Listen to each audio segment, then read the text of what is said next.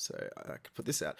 So I'm just going to show you how to kind of set up a bit of an ambient occlusion on a surface. So, Mhm. so, so, so, so, so. So you know what ambient occlusion is, right? Yeah, It's yeah. it's the kind of soft contact shadows that you have between two objects. So with that, it's a good thing to be able to simulate, because a lot of the time it's kind of it'll come out in your indirect lighting because it's coming out of like kind of the bounce light, but you kind of want to be able to tune it up and down. So Yeah. what we actually want, I mean, Arnold, like any good renderer, actually has an AI ambient occlusion shader. So if I just chuck that shader on something and render it, there you go. Oh, okay. So we've got ambient occlusion, right? And that's got settings that you can play with. But with this, in some cases we want to be able to say, so let's actually, if I just do like say a surface shader, which is something that doesn't take any lighting information in at all, and just chuck it on these objects and just make these say red. So now if I render that, it'll just come out as red and there's nothing there, right? Or actually, no, I will actually do it because more as you would have it. Surface, so AI standard surface. So just chuck those back on. So the basic render with that, I do need a light now, of course. Just chuck in a basic area light. Chuck on my lights. Way more intensity needed. There we go. Way more intensity needed. Way more intensity needed. There we go. Make it slightly more diffuse. Anyway, so actually, and then I will actually chuck in, just for this, chuck in my do 3D and HDRs. Just chuck it in HDR so I can get some broader lighting just for this. It really doesn't matter. Japan Alley, there we go.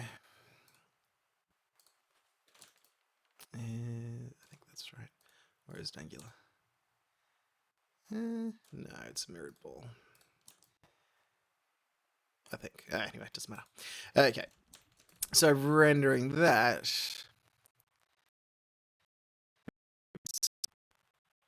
Yep, gives us something pretty nice.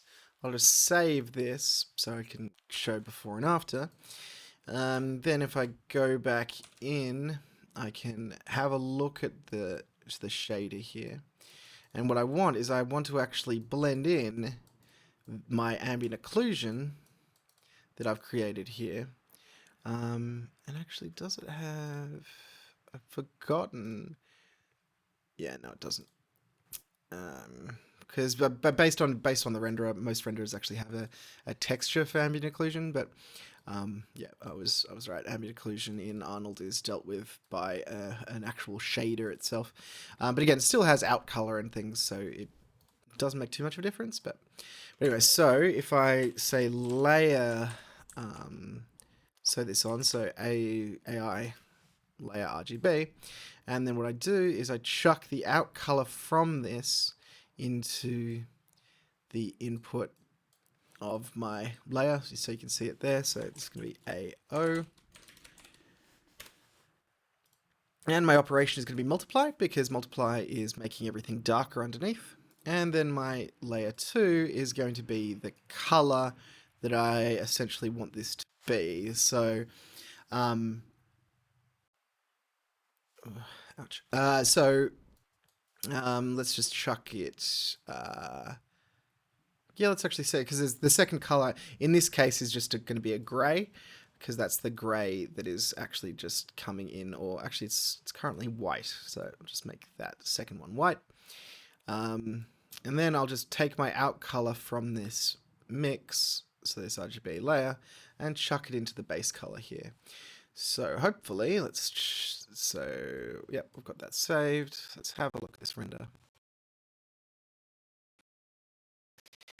In progress. It is not. There is no ambient occlusion there at all. So let's just go back. Let's see what is going wrong here. Let's map that. So multiply. That should be fine. Should be. Let's actually see. Maybe we've got the layers the wrong way around. So we're just going to break that and just call that color. So it's gray, and plug in my the ambient occlusion into layer 2 and chuck that with a multiply. And chuck this back to over. That's fine. And let's try again.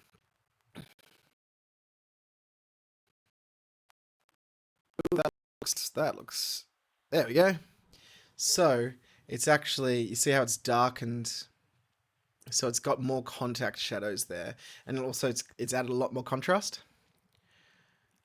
Yeah, I see so that can actually be a really good way to just add more contrast detail to something. See how those see how the contact shadows are now way more kind of, it's given a lot more shape, a lot more depth. And that's essentially just by adding ambient occlusion to, and you can obviously mix it on top of, so multiply it against any color. So your shader itself, your texture would be in the layer 1, which would be any texture, and the ambient occlusion would be multiplied on top of that. And then yeah, you can see that it's really giving us so much more, because we're not losing any speculars, not losing anything like that. We're just giving it a lot more kind of shape and depth. You can even see that it's actually, because it's reacting, it's making kind of all the shadows a little bit kind of more contrasty, a lot nicer, in fact. So that'll be a lot for small contact things, like, because you've got a lot of objects, or I mean, I guess this goes for everyone, but got a lot of objects like making kind of close contact with others. So that again is where ambient occlusion comes in really nicely. So yeah, set up a layer with the ambient occlusion, and so set up a blend layer thingy, layered texture, and yeah, you can chuck ambient occlusion on anything. Nice.